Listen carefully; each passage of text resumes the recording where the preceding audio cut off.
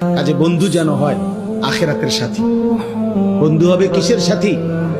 বন্ধু হবে আখিরাতের সাথী, বন্ধু হবে জান্নাতের সাথী, বন্ধু হবে নেক কাজের সাথী। ঠিক আছে ইনশাআল্লাহ? নেক কাজের। আল্লাহ কোরআনে বলছে, ওই যে আয়াত, ওই আয়াতে আল্লাহ বলছে নেক কাজের বন্ধুরা আমি আল্লাহ তাদেরকে ডাক দেব হাসরের ময়দানে, ইয়া ইবাদি, হে আমার বন্ধুগণ, বান্দাগণ, লা খাউফুন আলাইকুমুল ইয়াওমা ওয়ালা আনতুম তাহজানুন, আজকে তোমাদের কোনো ভয়ও নাই, চিন্তাও নাই। এরপরে আল্লাহ বলবে উদখুলুল জান্নাতা আনতুম ওয়া আজওয়াজুকুম তুহবারুন। বাহ! আল্লাহ বলবে তোমরা যারা নেক কাজের বন্ধু ছিলা, তোমরা বন্ধুরা একে অপরকে হাত ধরাধরি করে গলাগলি করে আমার জান্নাতে ঢোকো। খোদার কসম, এটা কোরআন কি বলে?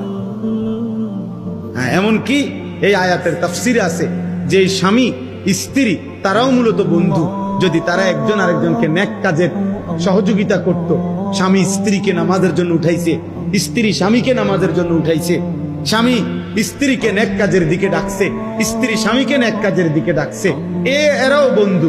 আল্লাহ তাআলা বলবেন এই স্বামী স্ত্রী তোমরাও খুশি খুশি গলাগলি করে হাত ধরাধরি করে তোমরা জান্নাতে ঢোকো।